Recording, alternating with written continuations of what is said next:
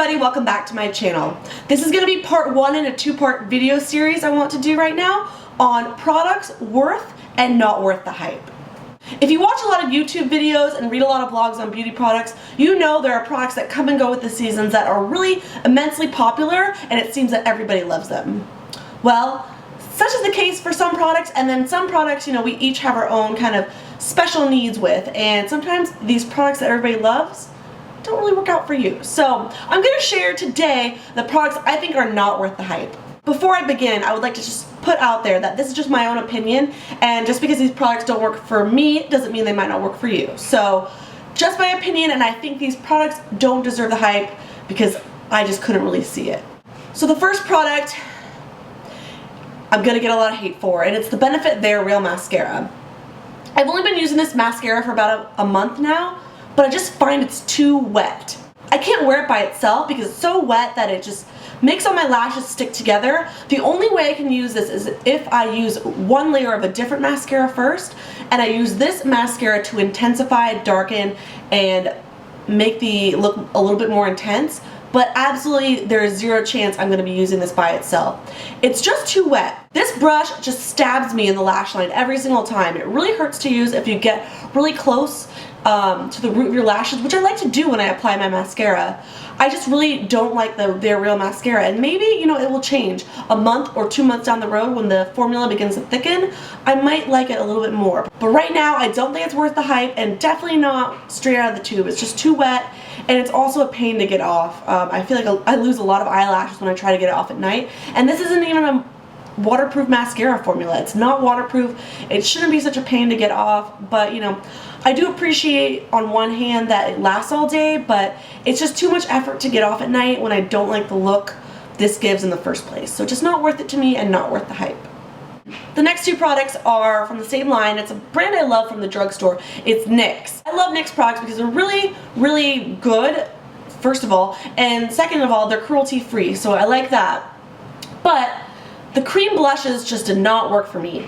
I'll start with this one. This one's in the color Rose Petal, and this one's in the color Glow. Glow, this one I haven't even opened yet because this one I had some problems with. As you can see, I've used up quite a bit of it. I've even hit pan on this, so I actually gave it a legitimate chance. Through this product, I discovered I'm not really a fan of cream blush formats. They just kind of get everywhere. If you're using your fingers or a brush, it's very easy to apply too much and it just gets everywhere. But the real reason I think this is a dud for me is that it broke me out. I tried to consistently use this to use it up, and I just got severe breakouts all on my cheekbones in this area right here, and it was definitely due to this product. And I'm not going to knock it. I do have extremely sensitive skin, so I'm not all that surprised that a cream product broke me out. It's really such a shame because this product is so pretty, and it gave a nice flush to the cheeks, but the fact that it broke me out makes it not worth the hype. I was so wrapped up in the hype around like NYX cream blushes that I bought two, but it's a complete and total waste because I can't even use this because this one broke me out. So what I'm going to do is I'm going to re-gift this probably to my sister or a friend because I just can't use this. It breaks me out. The next product I don't believe is worth the hype is a foundation, and this is the Revlon Nearly Naked Foundation. Now, in my opinion, if I'm going to put on a foundation, it has to have coverage, or else there's no point in putting on foundation. I put on foundation for a couple different reasons. One, to even out my complexion and skin tone because I have a lot of redness and acne scars. Two, you know, usually to have an extra SPF, which this one does. I'll give it that. And three, you know, it's supposed to help my skin stay a little bit more mattified throughout the day because if I don't have foundation on, the oil production can just get a little bit out of control. That's kind of what I look for in a nutshell when it comes to foundation. And this foundation did not help my skin stay matte, and it definitely didn't provide the coverage that I desire. There's really just no point in me putting on foundation like this. I mean, I could top it off with a very full coverage powder and then it might work, but it just doesn't last throughout the day. I find when I wear this wears off first, and I'm left with like concealer under my eyes, and I look a little bit blotchy and spotty, and it's not good. So this would be more appropriate for somebody with more normal skin or who needs less coverage, but for me, did not work. Not worth the hype in my opinion. I would just much prefer going with a more full coverage foundation that lasts, has an SPF, and doesn't make me turn into a grease ball. So not worth the hype, but definitely for the right person out there, this would work good for you, just not for me.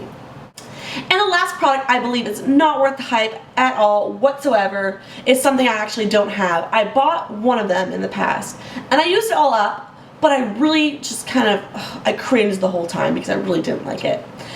And I'm gonna get a lot of hate for this one too, I know it. And it's the Maybelline Baby Lips. Ugh. I cannot stand the Maybelline Baby Lips, and because they're just really synthetic and packed with chemicals, and I feel like while they feel okay when you're applying them on your lips, in the end they just left my lips more dehydrated and more peely than before. I feel like it was just so slippery and emollient that I couldn't even layer lipsticks on top of it. They would just slide all over the place and not last more than 5 minutes.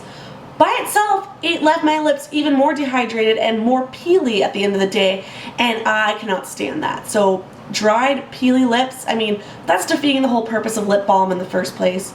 So I'd much rather prefer going with my Burt's Bees or my Vaseline Lip Therapy or even my Yes to Carrots lip butters.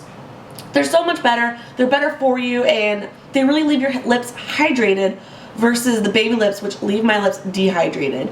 And again, I touched on this before, I have extremely sensitive skin, so it doesn't work for me, but I know a lot of people out there believe that product is worth the hype. Just in my opinion, I don't think it's worth the hype, and that's why I wanted to share it in this video. So yeah, that's enough for my hate rant on products I believe are not worth the hype. If you have a video like this, please leave it as a video response below.